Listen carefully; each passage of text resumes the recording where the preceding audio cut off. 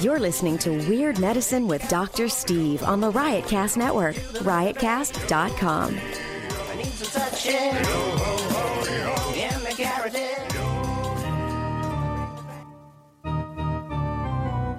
I've got diphtheria crushing my esophagus. I've got Ebola virus dripping from my nose. I've got the leprosy of the heart valve, exacerbating my incredible woes.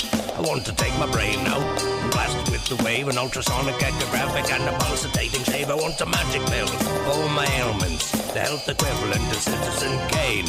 And if I don't get it now in the tablet, I think I'm doomed and I'll have to go insane. I want a requiem for my disease, so I'm paging Dr. Steve. Dr. Steve! It's... Oh, God, what a... Lord. It's Weird Medicine, the first and still only uncensored medical show in the history of broadcast radio, now a podcast. I'm Dr. Steve with my little pal, Tacie, my delightful wife of wives. Hello, Tacie. Hello, Steve. I've been married to you longer than I ever been married to anybody. Well, isn't that something? Oh, hell. This is a show for people who would never listen to a medical show on the radio or the internet. If you've got a question you're embarrassed to take to your regular medical provider, if you can't find an answer anywhere else, give us a call. 347-766-4323. That's 347-POOHEAD. Visit our website at drsteve.com for podcast, medical news, and stuff you can buy. Or go to our merchandise store at cafepress.com/weirdmedicine. You know what? Don't do that. Just go to stuff.drsteve.com. Most importantly, we are not your medical providers. Take everything here with a grain of salt. Don't act on anything you hear on the show without talking it over with your doctor, nurse practitioner, physician assistant, pharmacist, chiropractor, acupuncturist, yoga master, physical therapist, clinical laboratory scientist, registered dietitian, or whatever. All right, don't forget feels.com/fluid for 50% off. 50% off your first order if you sign up for a subscription. It's broad spectrum CBD oil. And it's a little tincture, and you put a little under your tongue, and it's quite delightful. And it's a pretty dang good deal, Steve. It's a dang good deal. And then if you do the subscription, you still get a discount. I was surprised. I got mine the other day, and it was a lot less than I thought it was going to be. So I was very impressed. I mean, CBD's not cheap. It is not cheap, but this is not expensive, these guys. So and the continuing discount, that is awesome. Yeah, it is awesome. Also, go ahead. And you don't know what you're getting in so many places that have it, you know. So now, this is true. And if you sell CBD in your vape shop, I'm sure you're fine. It's not you. It's the person that, or the people who are selling it to those places. A lot of times you don't know who they are. And the FDA has pulled quite a lot of it off the shelf, saying that it's not what it says it is. So just be careful. There are ways to vet these suppliers and to have them show you their data and all that stuff. So if you're going to do CBD, just get it from a reputable place and make sure that they're getting it from a reputable place. Do you know, when I was so anxious last night and could not sleep, I could have done CBD. Well, you could. Why? I wonder why you didn't. Didn't think about of it. Yep. Too worried about everything else. Yeah. Yep, old Taste was getting a little anxious last night. Mm-hmm. A lot of things to be anxious about, but there you go. But one thing not to be anxious about is shopping at Amazon, and if you're going to do that, please go to stuff.drsteve.com. Stuff.drsteve.com. You can scroll down and see all the things that we talk about on this show. I think we even had a coronavirus survival section, but now things have gotten so much better as far as toilet paper and stuff. But there are, I think the Tushy bidet is on there, which we have yet to install ours because the urgency is not quite there. But I'll do it tonight. And tweakedaudio.com, offer code FLUID. That's offer code FLUID for 33% off. I don't even know if we're getting anything from that anymore, but they've been so good to us, I'll still plug them. And if you want to hit your ideal body weight, do it with me. Do it with Noom, NOOM.drsteve.com for 20% off if you decide to pay, but you get 2 weeks free. And even if you don't do it, you can still use the app. Exactly. So Noom is awesome. It's not a diet. It's a psychology app. Check it out. And what else you got to do right now? We can't do anything. You might as well lose weight and get to your ideal body weight. And you can also go to our website and get archives of the show. Why would you? But there's a link in the middle of the page, and you can get every podcast that we've ever done. There's like 400 of them. It's about 18 gigs of material on a thumb drive, and I'll usually throw in a little something. And this week, we're throwing in weird medicine face masks. So if you go to the store wearing one of these, you will get noticed, but it won't be in a good way because you'll look like a dang nut. Mm-hmm. But anyway, one of our listeners does these kinds of things for a living, and there you go. So we've got a few people out there with those things. More of a collector's item than anything else, but if you want it, you can have it. Go to drsteve.com, and that's while supplies last. We have a few of those left. And don't forget to check out Dr. Scott's website at simplyherbals.net. I say Dr. Scott, and you may go, who? Yeah, he used to be on the show. It seems like it was a million years ago. It does. Really does. It's really just been, 12 weeks, 13 weeks? About that, yes. 14 weeks. That's a long time, though. And anyway, did I read this letter from Hugh last time? We had a letter from a guy, and he said, thanks, dear Dr. Steve, thanks for bringing your better half on the show. To me, she sounds like her mom, Big Joe. Yes. Took a limitless pill. Oh, I did? Okay, I couldn't remember if I did. Well, somebody said that... I can't imagine her eating a fried bologna sandwich, but I bet as a kid she did. Yes, I did read that. Yes. Mm-hmm. For people who don't know, this is Big Joe. Weird Medicine contains mature contents that may be offending to some listeners. Let me write What did I do wrong then? Your old house is like an oven. You know what was funny to me was that people wrote to me saying, we can't understand anything that she's saying. I know, and it's Isn't that funny? No problem for us. No. And so... being from the South, when Honey Boo Boo was on, it used to make me laugh that her, or what was her name, mom's name, Mama June or whatever. Yeah. And they'd just be talking and there'd be subtitles. It's like, why are they putting subtitles under there? They sound totally normal to me. Normal to us. But to everybody else, it just sounded like dap, dap, dap, dap, dap. Mama June's got a crack issue now. What? No, yeah. Allegedly, right? No, I'm pretty sure. Well, because a friend of mine actually watches the show. There's still a show. There's still a show? But it's more about Mama June, and Mama June got into cahoots with some ne'er-do-well boyfriend. What? And, yeah. And so she's got, like, this drug habit. Oh, my goodness. Oh, well, okay. TMZ. Okay, this is according to TMZ. Which is true, always. Mama June arrested for crack cocaine. Oh. Mm-hmm. And when I went to visit my friend, she made me watch the show a couple of times, and Mama June wouldn't show up for her court date. Oh, no, you have to show up for your court date. Yeah.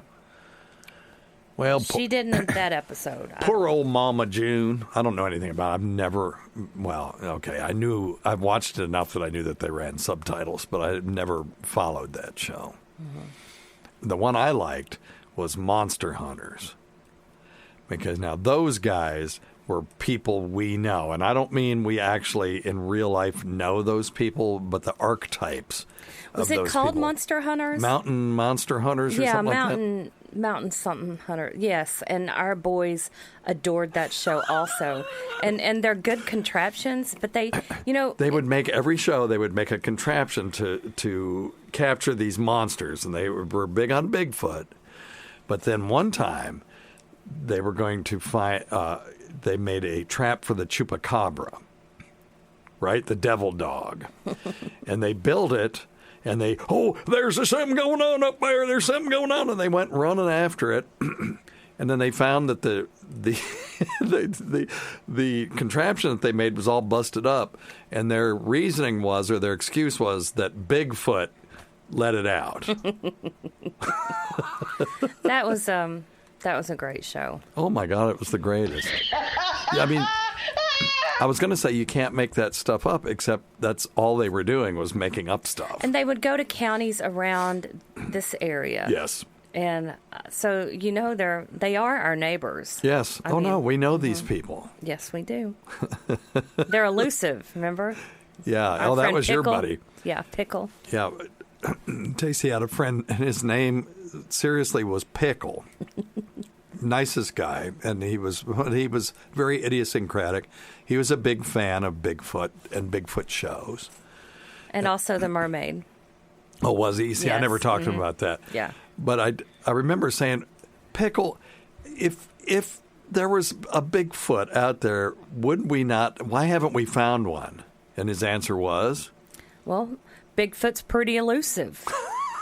You can't argue with that. So we didn't. How can I trust you? Well, I'm trustworthy. Oh, those were Okay. good times. Yeah.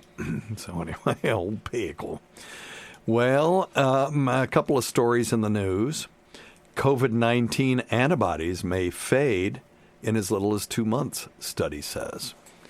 So what does that mean, Steve?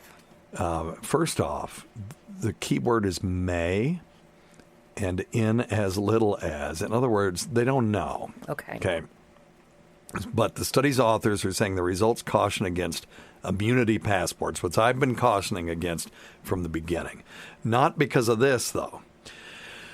So when you get a antibody test and you just go out and get an antibody test, you never were sick, or maybe you were sick back in January and you didn't know, and you go get the antibody test and it comes back showing IgG antibodies.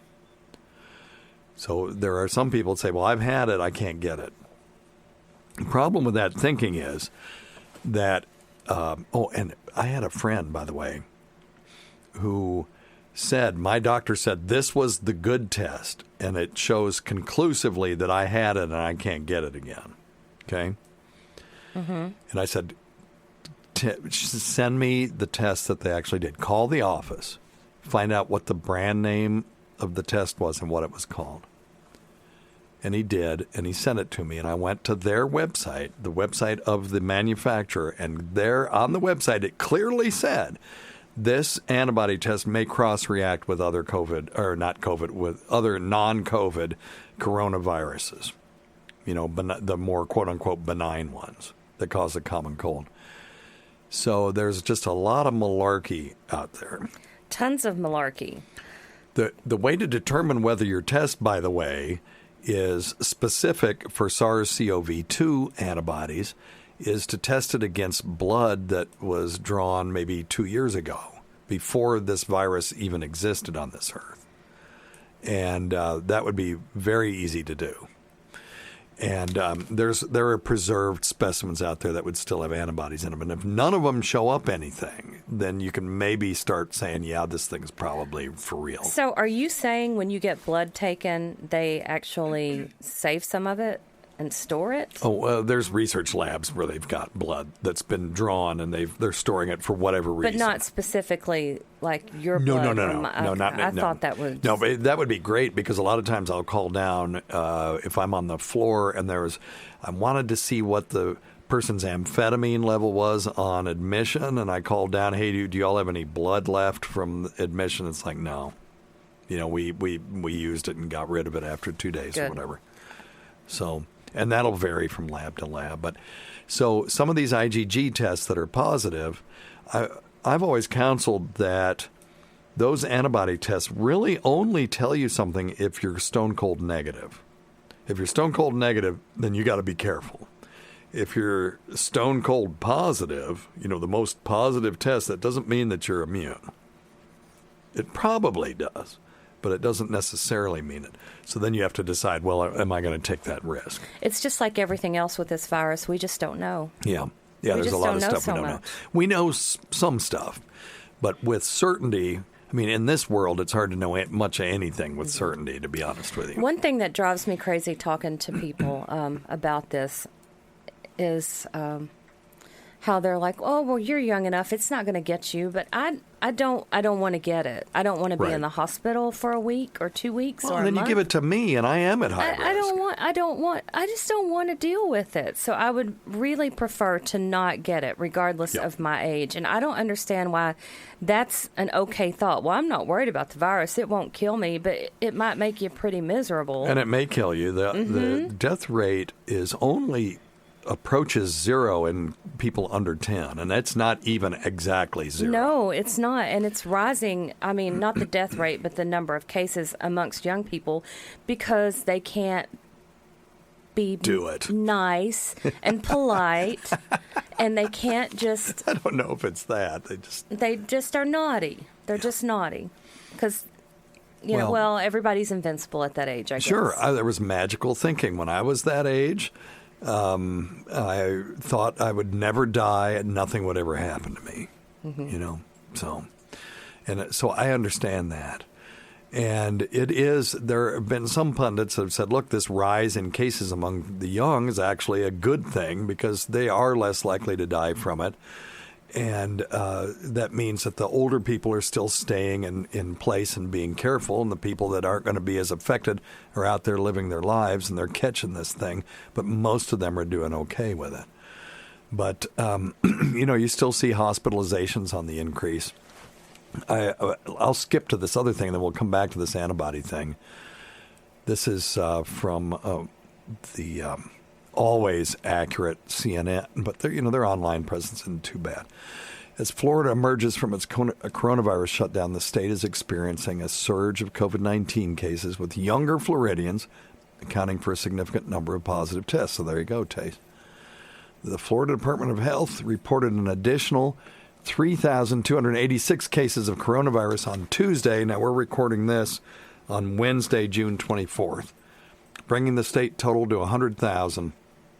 Medical experts have attributed the rising numbers to a combination of more testing. Of course, the more testing you do, the more cases you'll find until you get to a point of saturation. But also more social contact as businesses reopen, and in recent weeks to people's participation in large group gatherings like protests and all that kind of stuff, although that's not been clearly established. Yes, the things that I read were talking about, a lot of them were talking about how the protests have actually not increased the number of virus. Yeah, I haven't seen a whole lot a lot of stuff on that. But going to bars has. Yes. So when I've seen a lot of the protests, people are wearing masks. I've seen that too. Which is interesting because, if you don't want to be identified, it's, wear a mask. I went to the bank today, and the lobby is closed. So I had to go through the teller thing. I had to get into my safe deposit box, and I had to wear a mask. You have to wear a mask to go to the bank now. Mm-hmm. Whereas before, if I'd walked in there with a thing, maybe I said this before, they'd be putting the blue dye in a bag and handing me a bag of money and trying to get me out of there. Mm-hmm. So it is sort of interesting. It's topsy-turvy world, Tace. It is topsy-turvy world, and I don't understand why. I do understand why we're reopening, because we can't shut everything down. People need to work, and we have to reopen. But the cases are going crazy, and it's making me nervous. Yeah. So, let's just think about it. I'm looking at total hospitalized patients cumulative over time in Florida, because they're not reporting current hospitalized patients nor new cases. But I can infer it from. So on 6/23, they had 13,614 people admitted to the hospital for COVID-19 since the beginning of this. And I go back to 6/22, it was 13,407. So there was about 207 people admitted overnight for COVID-19 in the whole state of Florida. Whereas the day before that was 325, and then 227. So, and then 62. So this is sort of a linear increase. It's a little bumpy, but it's mostly linear. The slope's staying about the same. They're getting about 100 to 200 new admissions every day. Now, the other thing that we want to look at is new deaths. So new deaths are completely flat. The curve, if you look at the 20-day smooth moving average, and by the way, if you want to play with these numbers, go to our friend Daniel Stout. He's been on the show multiple times. Go to covid.stoutlabs.com, and you can play with all these numbers and do this a simple moving average and the Bollinger Bands and all the stuff that we talk about on the situation reports on YouTube. Anyway, new deaths staying about the same. Now, they had a spike yesterday, but this could be just reporting. They had 55 deaths on the 16th, and they had 67 deaths on the 23rd. So we'll just have to watch this over time, but I'm not seeing an alarming trend in new deaths yet. But the next 2 weeks will really tell the tale. All right? All right. And we're going to South Kakalaki in a few days. And they're on the list. They're on my list of states. Places to not go to. Yes, that are having. I mean, we're doing it too. I know. Well, we're going to be careful. We are going to be talked about careful. it last time. We don't have to go over it again. No. But we're planning on going there. Well, we do need to go over it again, but for our own, for us. Okay. So we'll do it for us. Yeah. Well, not today, not on the show, but later. I'm sure we'll talk about it a million times and rationalize how it's okay. Yeah. Yeah.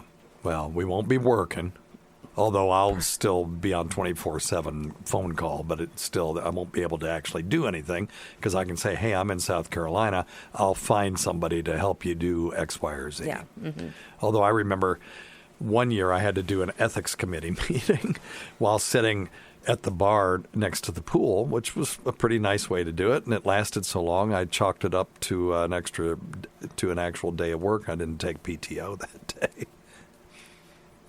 I remember that. So it wasn't so bad. But, so we're going to shelter in place. We're going to get Publix to deliver our groceries, and, we'll maybe go out a couple of times. Our favorite restaurant down there at Sullivan's Island, by the way, is everyone's favorite restaurant. This isn't sticking our neck out, is the Obstinate Daughter. Now, if you've ever been there, they have this thing called Can you please stop bullshitting? Okay, all right. They have this thing called God damn, this is about as boring as Okay. Okay. I mean, finish the sentence. So this they make this thing called braised short ribs with ricotta gnocchi, right? That's what I get every time. It's sick. It's so good. But if you've ever been there and wondered, can you make it at home? The answer is an emphatic yes. And I mushed a couple of recipes together to recreate it. And actually, I think ours was even slightly better because I did it bone in where they don't. And it was outstanding. P.A. John, I made it for them for what, Christmas was it? New Year's. Was it New Year's? Mm-hmm. P.A. John, who never really says much nice about anything, to really be honest about it, said it was one of the best meals he's ever had in his life. So he kept talking about flavors. Remember? I know. Anyway, the cacophony of flavors in my mouth is just, it's like, shut up, John. Cacophony. It was I think he called it an explosion. Yeah. Those colors are so vibrant. That was a double vasectomy turd, as I recall. At his wedding shower, talking about some ceramic bowls that they got. And, these are wonderful. The colors are so vibrant. It's just, shut up. Just say thank you. Yeah. Anyway, so if you want the recipe, email me, and I'll send it to you. It's long and it's involved. It takes you a while, and it's handmade gnocchi made out of ricotta cheese. But it is absolutely worth the effort if you want to impress somebody. If you want to totally get you some. Right, Tace? That's right, Steve. Okay. I'm not sure if it worked for you. It didn't. It's okay. All right. Well, let me see. Okay. We've just gone downhill. This is a terrible show. That's our new drop, by the way. I'm going to have to work that. It actually sounds like we're saying that. So it doesn't really work. Well, it's true. But one of our listeners cut that up and sent it to us. Let's hear it again. Okay. We've just gone downhill. This is a terrible show. This is terrible. I think what I'm going to do is just isolate out, this is a terrible show. Okay. Okay? You do whatever you want. Okay, thank you. Today's episode is brought to you by Angie. Angie has made it easier than ever to connect with skilled professionals to get all your jobs and projects done well. Let me tell you, there's the version of it where you try to do something at home, and then there's a version of it where you have someone help you, you watch them do it the right way, and you go, thank God I didn't try to do that myself. I have fully done things around the home that I think look good, and then a bang in the night, and I wake up to a shelf collapsing, a painting falling off the wall. I've seen it all go south. I own a home, and I can tell you, I know how much work it can take. Whether it's everyday maintenance and repairs or making dream projects a reality, it can be hard just to know where to start. But now all you need to do is Angie that and find a skilled local pro who will deliver the quality and expertise you need. Whatever your home project, big or small, indoor or outdoor, you can Angie that and connect with skilled professionals to get the project done well. Right now, one of my wish lists is I want a bike for my condo in Milwaukee, and I would love to rig it up on a pulley in the ceiling because I have one of those lofted ceilings, but I'm so scared to try that on my own. Angie has 20 years of home experience, and they've combined it with new tools to simplify the whole process. Bring them your project online or with the Angie app. Answer a few questions and Angie can handle the rest from start to finish, or help you compare quotes from multiple pros and connect instantly, which means you can take care of any home project in just a few taps. Because when it comes to getting the most out of your home, you can do this when you Angie that. Download the free Angie mobile app today or visit Angie.com. That's ANGI.com. Yes. All right. Let's get back to the antibody story, and then we'll take some of your questions. It says, as the world grapples with ongoing COVID-19 pandemic, a new study suggests that antibodies, the proteins produced by the immune system that can grant protection against reinfection, may fade in as little as 2 months after infection in certain people who have recovered from the virus. So now all of a sudden, it's not only may, but it's just certain people. The study was conducted in China and published in Nature Medicine. Specifically, the study's authors found that people with COVID-19 who never developed symptoms, so it's not everybody, it's the asymptomatic people, may see their antibodies fade more quickly than those who tested positive for the virus and also came down with its telltale symptoms. Well, that makes sense because you are the symptoms mostly come from the body's response to the virus, not so much from the virus itself. So you would think that the more symptomatic you are, the heftier the immune response is. And in fact, the people who are nearly dying or who do die from this, they don't die just really from the virus. They're dying from the immune system's overreaction to the presence of the virus. Hence last week's discussion about dexamethasone, which decreases mortality by decreasing the body's overreaction to the presence of the virus and decreases the damage to the kidneys and other organs, particularly blood vessels. Anyway, the study, though small and with limitations, well, now wait a minute. Now this headline says COVID-19s may fade in as little as 2 months, study says. It's not a completely misleading clickbait title, but I'm getting less and less worried about this as the time goes on. The study, though small and with limitations, provides greater insight to a topic that mystifies scientists examining this new coronavirus, SARS-CoV-2. Most people who have recovered from COVID-19 develop antibodies, but the extent and duration of that protection remains unknown. We do know, Tace, that if we give people convalescent serum, in other words, plasma from people who have recovered from COVID-19, and give that to people who are sick with this, they tend to get better. We don't have perfect data on it yet, but it certainly conveys some protection. And just because your antibodies fade does not mean that you're not immune, or that you can't mount. And let me back that up. That you can't mount an effective immune response because the B cells in your bone marrow and circulating that produce antibodies can do so on a moment's notice. And you don't have to have a huge titer of antibodies floating around for those things to still be activated if the virus comes back. So there are all these cases, particularly in China, because they had it earlier than we did, so they've had more long-term data, where people tested negative and then later on tested positive for the virus. Not a single one of those people were sick. They just tested positive for the virus. So ultimately, we don't care. Well, we care, but we don't care so much that you can be reinfected by the virus. What we do care about is are you going to get sick? Are you going to spread it to other people? Are you going to be hospitalized, and are you going to die? If none of those things are true, then just simply being reinfected and then the body takes a day to clear it rather than, prevents the infection altogether, who cares? So that's, I'm just waiting for you to say something. Oh, I've got nothing to say. Sorry.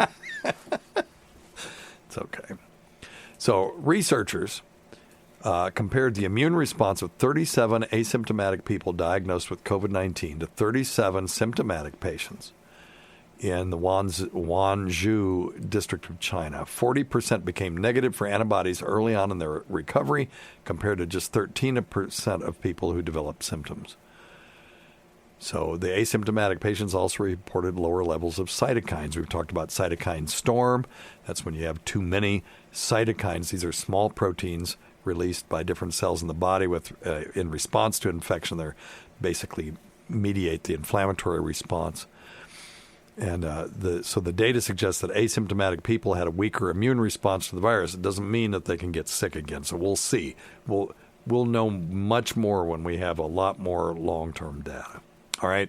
So I'm not so worried about this yet. Okay, now, there are some things that you can get multiple times. And there are other things that you can't, for example. Go ahead. So, like, when you get a cold, there are so many different strains of colds. Who the so hell? You don't even know. Okay. You don't even know. There's adenoviruses, there's picornavirus, rhinoviruses, and then there's coronaviruses and all these things. And we don't test for them because there's no treatment for them, and it's mainly there's no treatment for them because nobody cares about a cold very much. It is interesting to note, however, that even the benign coronaviruses, the other strains that we think of as being the quote-unquote good coronaviruses compared to the SARS and MERS and SARS-CoV-2 coronaviruses, those cause deaths too. There's probably about 10,000 coronavirus deaths in the United States every year. But they just get lost in the noise with all the influenza and heart attacks and strokes and pneumonias and stuff. So they're not as benign as one would think. Likewise, herpes. Just take a quick leap. Herpes simplex 2, people think of it as the quote-unquote bad herpes because it infects your junk. Whereas herpes simplex 1, well, you just get lip herpes from that, so that's the good one. But the one that causes herpes encephalitis, infection of the brain, which can cause horrible encephalopathy or mental status changes and even death, is herpes simplex 1. Oh. And if you think about it, it's proximity to the brain. Exactly. It's got a lot farther to travel from your jungle area than to get to the brain. Although, let us not forget that just because herpes simplex 1 prefers the lip, it will also live in the jungle area. It just doesn't like it as much, and it won't be as virulent. You won't get as many outbreaks, and the ones that you get won't be as severe. Likewise, herpes simplex 2 will live on the lip, but the same caveats apply. Okay. All right? Mm-hmm. I'm hearing our Life 360 go off. I don't know what's going on at our house. That means our son has probably left the house. Anyway. All right. I would just past studies on SARS and MERS, two related coronaviruses that have led to prior outbreaks, and people have found their antibodies last for at least a year. In comparison, this study suggests antibody levels of the new virus may drop much more quickly. Well, maybe. It was, how many patients did we say it was? Less than 100? 37. 37 people. Let's not get all excited. Okay, that's not how science works. All right, it is interesting finding, but it's in no way conclusive, and we will know the answer to this before it's over. Okay? All right, very good. You ready to take some questions? Yeah, let's do Number it. one thing, don't take advice from some asshole on the radio. That's right. That means you, Tace. That means you. Oh, this one here. You can answer this one. Whoops. Uh-oh. Oh, here we go. Well, we better talk for a minute because this poor old Mac. When we go to the beach, by the way, I'm taking this Mac in to see if they can speed it up. Yeah, that's CQ. Anyway, this is your new In the Field reporter. Got a question for you about medical stuff. Okay, it's Stacy DeLoach, everyone. Buying into the bid, I guess. Okay. Read a study the other day that said something about why men don't go to the doctors near as often as women do. Actually, about 33% less than women. Is it that we're just embarrassed to go to the doctor and ask about stuff? Or what do you think it is? Why are we more ashamed or embarrassed to go talk to somebody about something? Just curious about it. 73, old man. See ya. 7-3 and 88's good buddy. Oh, that's CB lingo, sorry. 7-3 means best wishes in ham radio lingo, Tace. Oh, good. Good to know. But the CB guys used to, when I was on there all the time, go 3s and 8s to ye. Do you remember when you tried to get me a ham radio license? No, I do not remember this. Yeah, it didn't work out well. Well, it was before the age of cell phones. Do you remember when you had me have one in my minivan? I sort of vaguely remember that. Did I have you have one in there, or was it just in there? No, you put it in there. Why did we do that? Why did I do that? Because you wanted me to get my ham radio license? And I had to go to a class once. It was horrible. Well, let me tell you something. Back in the day, before cell phones, ham radio saved my butt so many times because I always had crappy cars. And they'd break down, and they'd break down the worst places. I'd get on the ham radio and say, hey, my car broke down, and they'd come, listen to this. They'd come get me.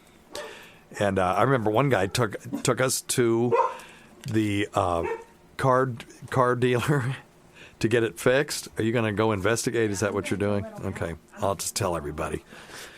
To the car dealership and dropped us off, took us to his house, fed us lunch, took us back. It was awesome. That was in Asheville, North Carolina.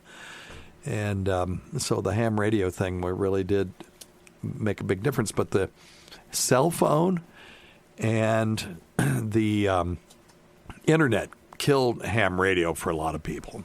It's still fun, though. If you want a cool hobby where you can just do stuff that has less meaning now than it did. As far as, during disaster, if you have a disaster where there's a hurricane or a tornado and the cell towers are down and there's no power, ham radio still can be a great help in coordinating disaster relief. And they still will, there are these things called ARES, area something, an emergency something. And they'll have these drills where they'll have a disaster and then they'll coordinate and they get on these, they'll form these ad hoc networks of people. And it's really cool. If you want to do something civic minded that's pretty technical, ham radio is a cool thing. Plus, they have all these digital modes now, so you can hook it up to your computer. You don't have to talk to people. You just get on your computer and talk to people. Plus, it is quite the challenge to try to bounce a signal off the moon and talk to somebody on the other side of the country. That's pretty effing cool when you think about it. But it is really uber geeky type of hobby at that point. Yeah. I heard all this 15 years ago when you tried to get me to do it. Actually, it was more like 18 years ago. Well, yeah. Okay. So anyway, that was just in case something bad happened in your cell phone. And I don't think, did we have cell phones then? Yes. Oh, we did. Well, then it was stupid. But anyway. So let's get back to Stacey's question. So what keeps men from seeking care? And when you ask men why they don't get routine medical care, like annual physicals, men a lot of times will report that they have a busy schedule or something. So researchers looked into this, and they discovered there are some common themes popping up around this. And one of those in Harvard and Rutgers published a study that showed men who self-report traditional views on masculinity, that's me, Tace, are also less likely to get consistent health care. There appears to be correlation between holding the belief that men should be strong and self-reliant. Well, we all should be strong and self-reliant. I don't see that as a bad thing. But slow to show emotion and resisting routine exams. That's interesting. Many men also report a fear of diagnosis. I don't see how that's different for men or women. More than 20% of responders said being nervous to find out what could be wrong was a roadblock to scheduling an annual exam. So I do see people who are in denial. They've got a symptom and they just continue to deny, hoping it will go away. And then sometimes, they show up and it's been too late. You say, well, what took you so long to come? You've had these symptoms for 2 years. Well, I didn't want to know what it was. Yes. So, but if you're feeling that way, by the way, you want to know what it is early.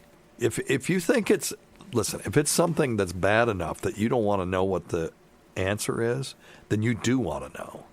Because and most of the time it's going to be cancer that people are worried about like that, where they're having these vague symptoms.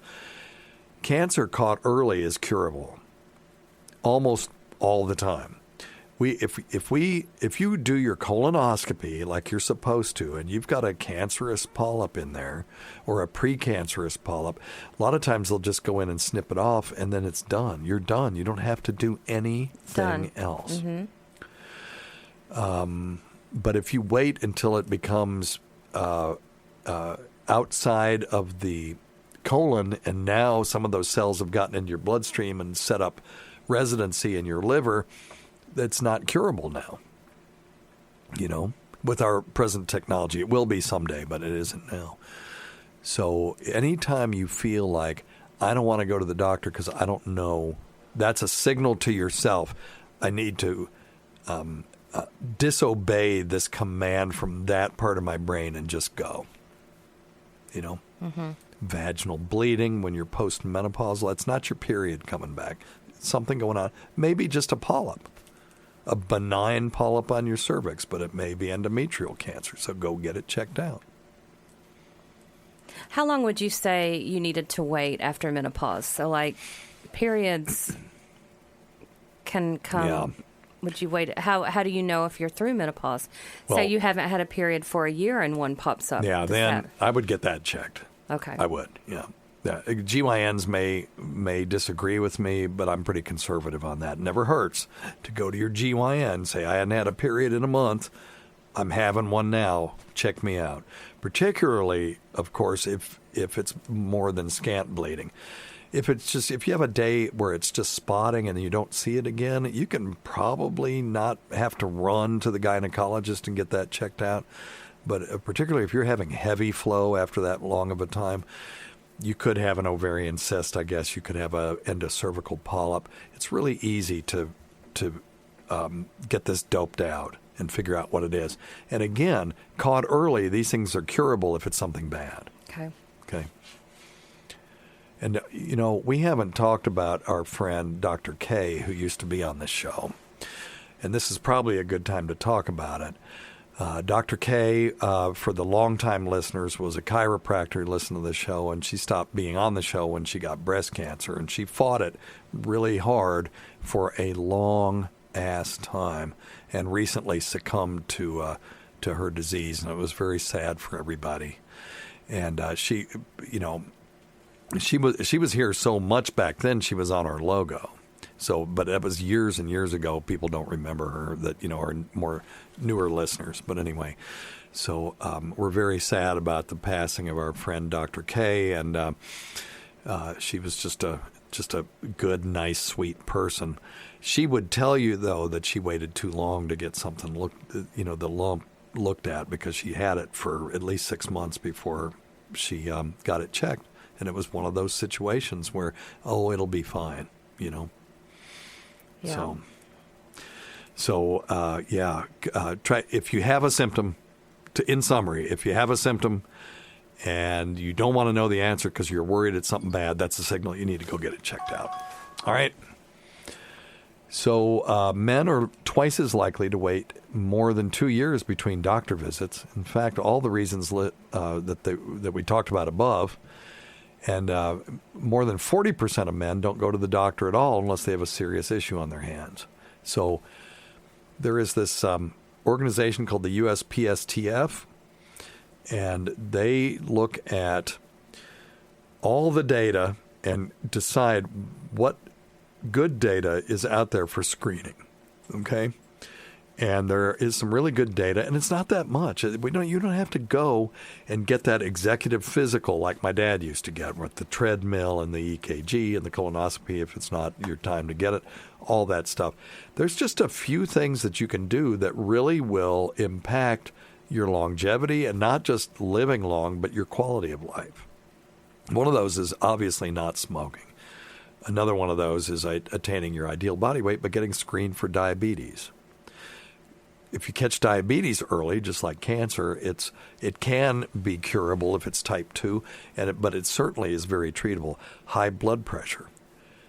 But they'll screen you for how do they do that? They check your blood pressure. I mean, this is not all crazy stuff. People that get this idea, I'm going to go get a physical, and they're just going to be pawing all over your body and doing all these invasive things. It's not really that way.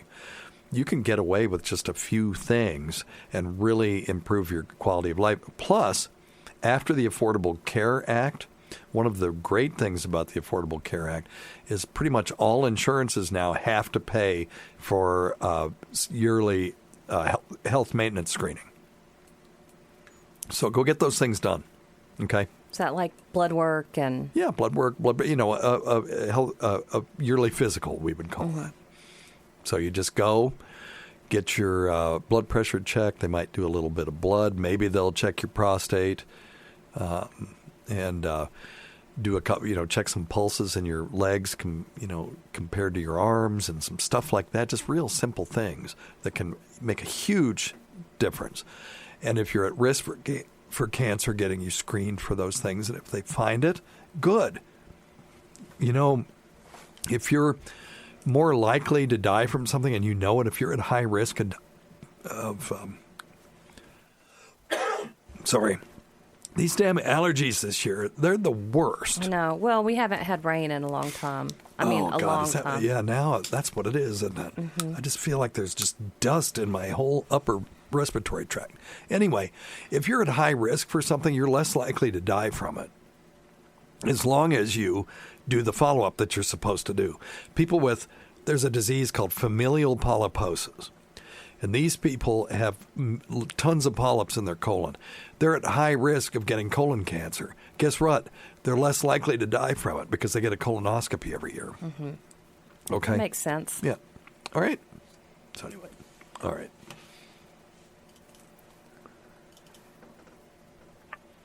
Hi, Dr. Steve. This is Hannah from Minnesota. Hello, Hannah. How are you? Good, thank you. Good.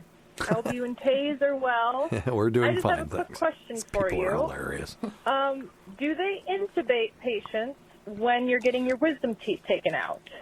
If so, then that answers my question. But if not, then how the hell do you not lose your airway when you get sedated for your wisdom teeth removal? Aha. Love to hear your answer. Hope you guys are staying safe. Thanks for the show and for the laughs. Bye-bye. Thank you. I'm not sure what anybody's laughing at on this show, unless they're laughing at us. That could be it. Just like this lady. All right. That's an excellent question. And it actually reflects a little bit of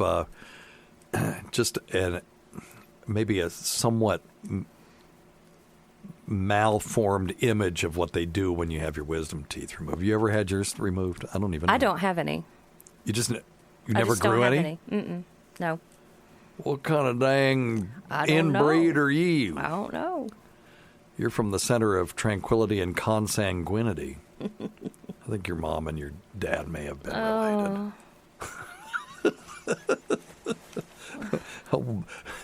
related. Well, I wonder what side of the family that comes from. I don't know. Did your mom have wisdom teeth? I don't know. She has her own teeth, though, right? You can ask her when she comes over tonight. Oh. I'll be drinking. Oh, my God. Okay. Well, anyway, so I had my wisdom teeth removed. I was wide awake when I had them removed. And they just did a dental block or whatever. And what was weird about mine was apparently my roots were pretty deep. And I had all these dental hygiene students watching this MD DDS do. So he was a medical doctor and a dentist at the same time. And I got it done free because I was at University of North Carolina at Chapel Hill, and if you were a student, you could go, and as long as you let them teach stuff, they would do it at a discounted price. I think I got mine for free.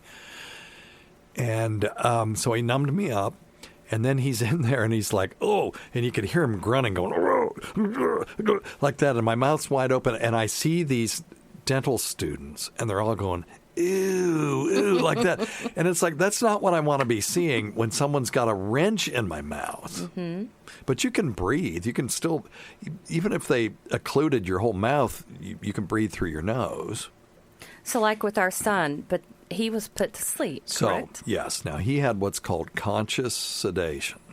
So there is conscious sedation, and then there's general anesthesia. So conscious sedation, you're just out and goofy, but you can still breathe.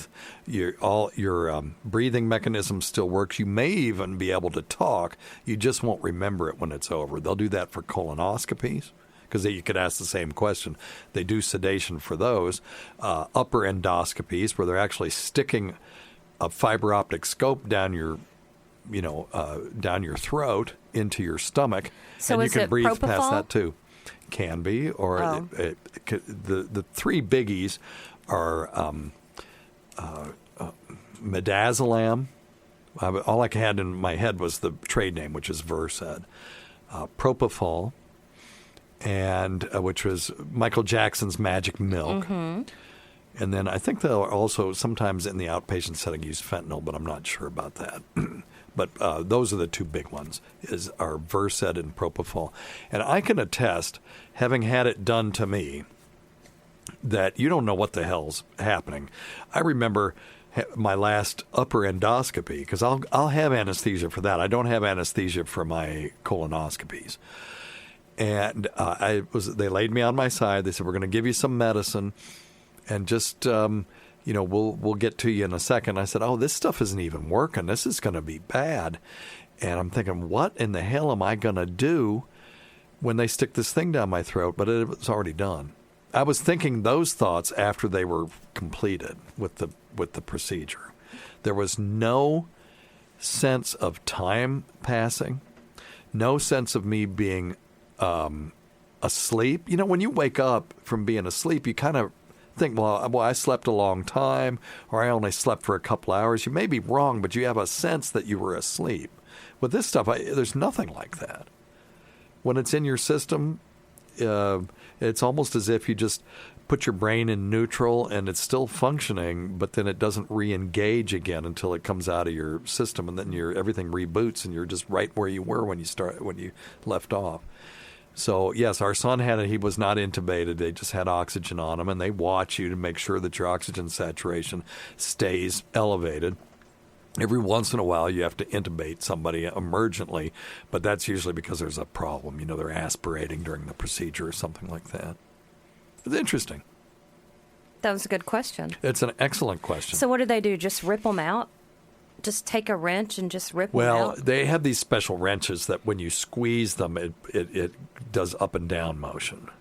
So you're not having to go in there and grab it like you would with a monkey wrench and then just sort of lift up, because as soon as it came out, you would hit the upper tooth, right? It doesn't work that way. They're special wrenches. They taught us nothing about dental stuff in medical school. So if a dentist wants to call in and talk about the mechanics of wisdom tooth removal, hell, we could have our across the street neighbor come in. Mm-hmm. He's the oral surgeon that actually operated on both Liam and me. So maybe we should do that sometime. Let's ask him to come in. Okay. We'll have to record at like midnight because I think his schedule is insane. It's ridiculous. Guy lives across the street. I see him twice a year. It's right around Christmas. If he puts out any decorations, which the last couple of years he's had somebody do it, and then 4th of July he'll shoot off some fireworks every once in a while. We never see him otherwise. Mm-mm. The only time I see him is when I go to the office to have when he's on his way to work, tooth pulled, or if he's on his way to work. Mm-hmm. Yeah. All right. We got about 2 minutes. Hey, Dr. Steve. It's me, Randy, from Austin. Hey, man. Long-time listener, first-time caller.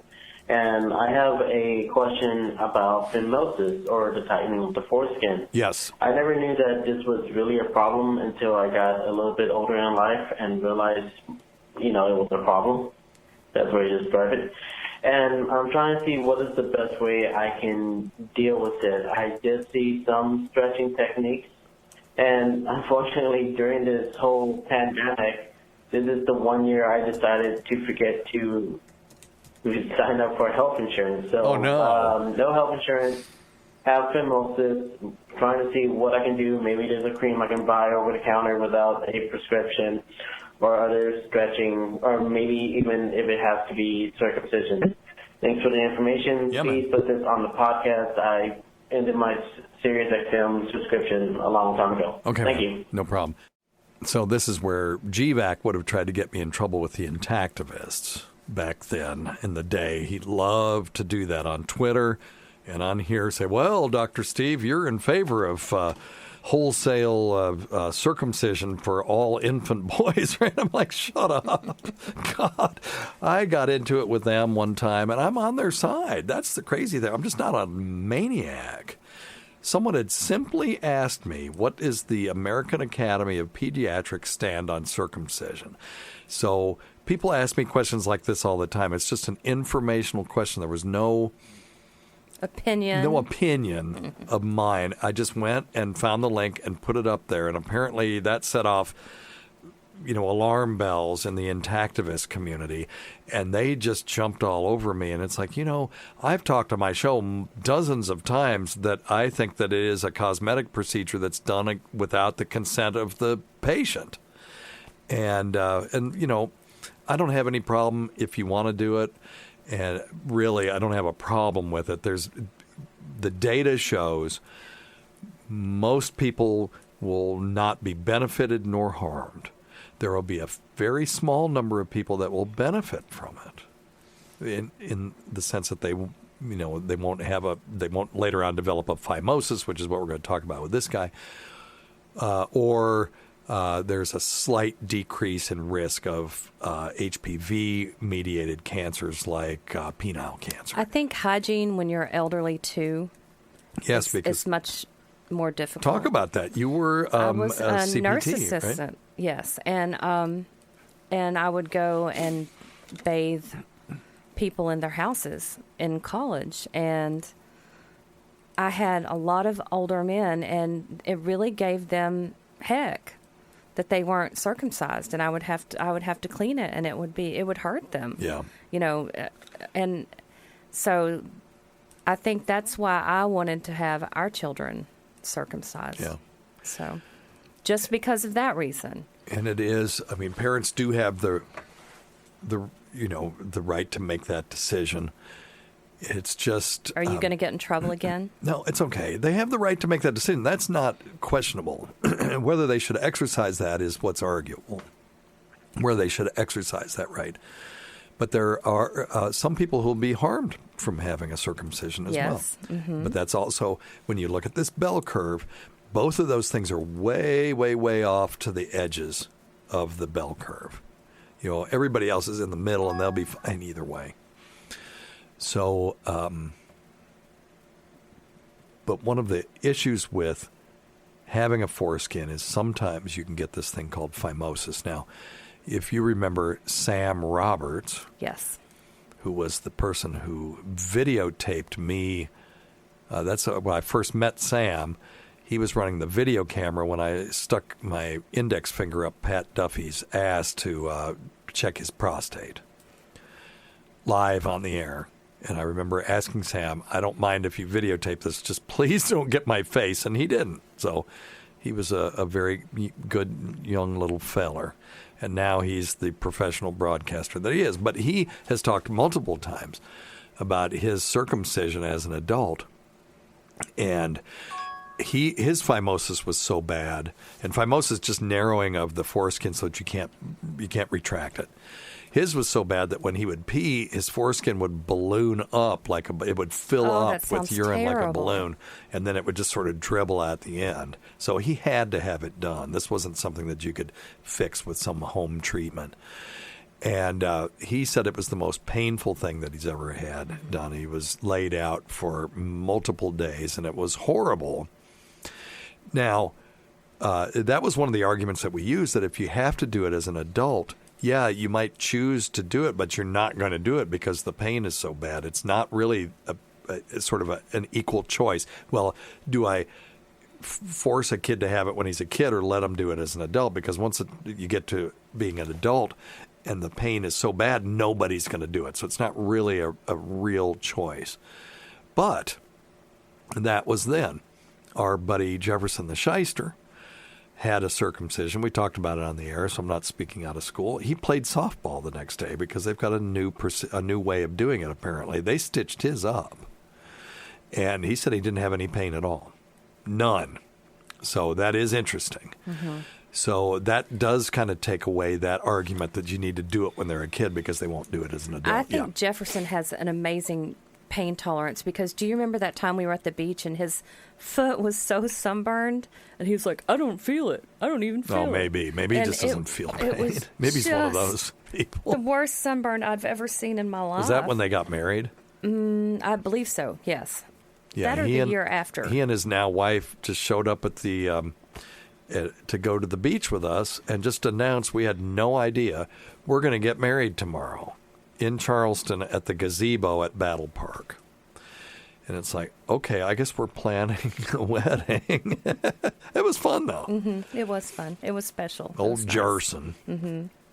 See, when you're from the part of Tennessee he's from, if your name is Jefferson, it's Jerson. Jerson. So, but, so he had it, and that kind of took that away a little bit, that argument that you need to do it as a baby. But anyway, so if you have sort of a mild to moderate phimosis, where it's just painful to retract it, what can you do? Well, you can have a circumcision, or you can go and get a Novoglan, Novoglan. It's a gentle foreskin stretcher kit. I have not been able to find data on this. Or the cost. What's the cost? Well, let's see. It says risk-free 365-day money-back guarantee. Wow, that's something. Comes in a discreet white plain mailer bag. Okay. Let's see. Let me see if I can get a cost on this. Okay, it says fix it now. I'm going to go to that link and see how much it is. Oh, it's not bad. $142. So it looks like it's little balloon things that you stick in there. Oh, okay, I see what it is. It comes with a syringe and little balloony things, and you stick those on the end of the syringe, and you stick it in your foreskin, and then you blow up the balloons. There's videos here too. I wonder what the efficacy. We need to see if they have some data on efficacy on here. They've got a bunch of testimonials, but what do we know about the testimonials? You can cherry pick those. If you have a 5% placebo effect, so 5% of people will get a benefit even though you're giving somebody a sugar pill. I'm not saying that this is a placebo, but if you had something like that and you treated 1,000 people, how many would achieve a benefit, Tace, at 5%? I'm not doing math. Okay, well, 5% of 100 would be 5, so 5% of 1,000 would be 50, right? Okay, I'm not so doing it. So you send out a survey and you get 950 saying this stuff is crap, but you would get 50 people saying, well, this worked for me. So you just publish their testimonials, those 50. Mm-hmm. And now you got 50, you just page and page and page, 50 testimonials saying that, so there is a selection bias there. And when you read them, you go, wow, this stuff must be awesome. So that's one way that people can mess you up on this stuff. So I'm looking on pubmed.gov, which you can do. And I didn't find that, but I did find an article from International Urology called Long-Term Efficacy of Skin Stretching and a Topical Corticoid Cream for Unretractable Foreskin. But this was in prepubertal boys. But then what they said was the study showed that local application of a potent corticoid cream, that's just steroid cream, and skin stretching is a safe, simple, and effective long-term treatment for all types of unretractable foreskin in prepubertal boys. The efficiency of the treatment was not related to the age of the patient or the types of unretractable foreskin. So let's see if we can find it in adults. So I'm going to now search with the keyword adult and see what comes up. And then it comes up with the same article. So let's see, found one result. Oh, no, this is not the same article. Okay, so comparison of foreskin revision and circumcision in, okay, let me see. Nope, this is not an article that we're interested in. So I don't have anything on adults, and I don't have anything on this Novo gland. So if you do decide to use it, it doesn't look like it would do any harm, unless you tore your foreskin, which would suck. That would hurt. So follow their instructions and ask them if you do decide to order it, if they've got any data on efficacy. And then if you find out something, send me something. I just can't do it on the fly. But anyway, all right. Could have probably done it ahead of time, but I didn't know that we'd get to this question today. So I'll do some more studying. Okay. All right? Mm-hmm. You got anything else? Nope. Well, we can't forget Rob Sprance or Robert Kelly, Greg Hughes or Anthony Cumia, Jim Norton, Travis Teft, Louis Johnson, Paul Ovcharsky, Eric Nagel, Roland Campos, Sam Roberts, Pat Duffy, Dennis Falcone, Matt Kleinschmidt, Ron Bennington, and Fez Watley, whose support of this show has never gone unappreciated, particularly Bob Kelly, if this bidet thing works out, because he was our go-to person for the bidet.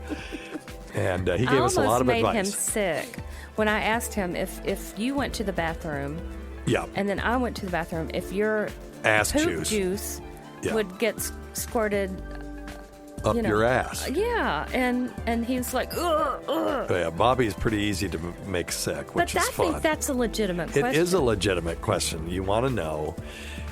Well, I don't have to restate the problem. I think you stated it pretty eloquently, but if there's any cross-contamination, and it doesn't seem to unless somehow you accidentally defecated on the tube itself. So we're going to have to look at that and see how likely that would be.